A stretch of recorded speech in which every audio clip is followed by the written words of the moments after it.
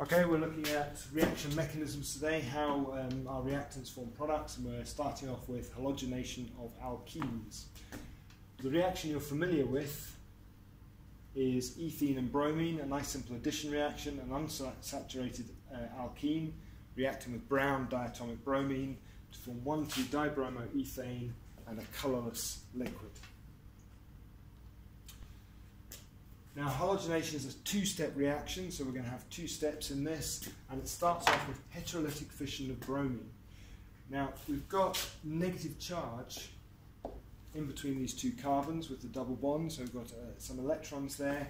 The bromine that is symmetrical, and when it aligns itself with the electrons in the double bond, we get a polarization of this bond.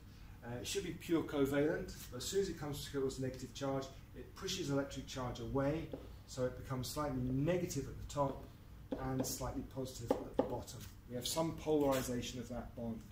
This means that two electrons can come out and attack that bromine, and two electrons here will come onto the bromine atom here, forming a bromide ion.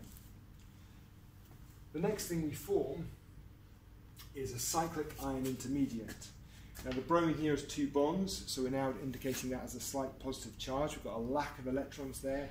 It's a cyclic ion intermediate, and we also have our bromide ion. This molecule is symmetrical, so the bromide can attack either carbon, and if we put it onto that carbon there, two arrows, these electrons will come onto the bromine, and we end up with our product. Cyclic ion intermediate, bromide attacking one of the carbons, and electrons coming up here to make sure we form 1,2-dibromoethane. Now, in this case, the bromide ion is called a nucleophile. It's phile meaning like, nucleopositive charge. Nucleophiles are usually electron pair donors or something that is attracted to positive charge. We also have electrophiles, which are attracted to negative charge. Now, what I'd like you to do is hit pause at the moment, use the same concepts to work out a reaction mechanism for the hydrohalogenation. So HX, hydrogen attached to chlorine, bromine or iodine of propene. I want you to remember Markovnikov's rule, and you should already know what product, what major product is going to be expected. I'm going to continue and show hydrohalogenation, and you can see whether you've got this correct. Now, in hydrohalogenation, we've still got a two-step reaction, but in this case we've got something slightly different. I've introduced prop-1ene here, so the double bond at the end, 3 carbons, and the methyl group here has a slight inductive effect, so it's pushing electrons towards that carbon very slightly. We also have not a pure covalent diatomic compound. Bromine is more electronegative, so it's slight negative charge, and the hydrogen is slightly positive. So in this case, the molecule will orientate itself positive to negative. These two electrons will come out and attach to the hydrogen. The two electrons, which are closer to the bromine already, will move out and form a bromide ion.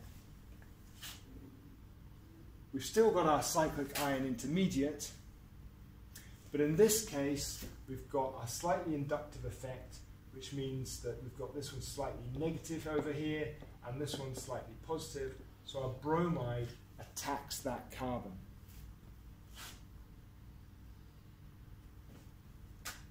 We can show this as a carbocation here. It's a carbocation intermediate, and the bromide is only really left as one choice. Rather than drawing the cyclic intermediate here, this is more accurate. We do get both products formed, but this one is the major product that's formed with the hydrogen on the carbon, which already has 2 hydrogens.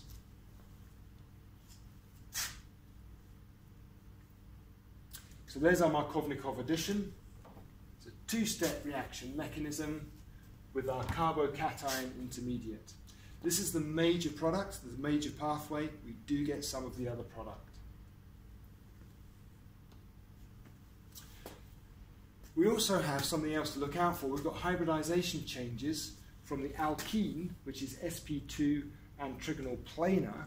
These two are sp2 trigonal planar, to a trigonal intermediate with a slight positive charge. Finally, a tetrahedral sp3 product.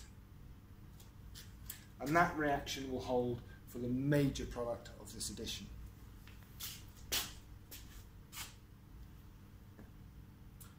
Our final reaction for the set is acid-catalyzed hydration. So in this case we're looking at hydrating, adding water across the double bond, and we are catalyzing it with a proton.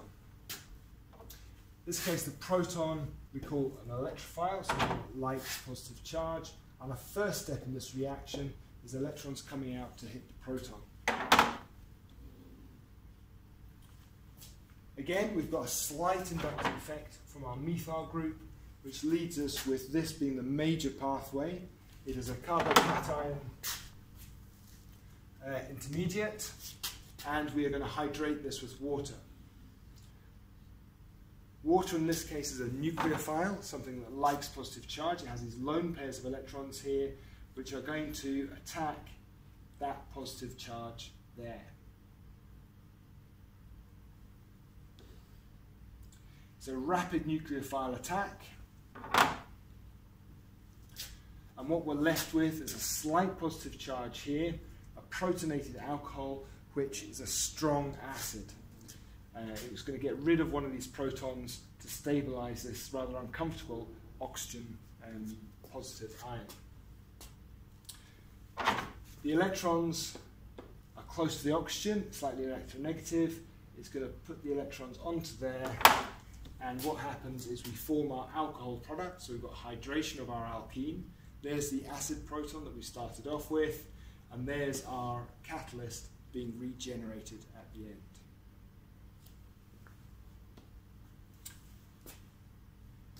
Markovnikov's rule, remember, if you use propan-2-ol, the major product, and you get some propan-1-ol formed. Methyl groups have a slight donating, stabilizing effect in donating electrons towards a carbocation. This is on a handout. You can write this out if you like, but I'll print this out for you. And your final task at the end of this session is I'd like you to draw out a full structural formulae for the reaction between hydrogen chloride and 2-methyl-but-2-ene. Include in your reaction the correct mechanism using curly arrows, and explain what ratio of products you'll get at the end.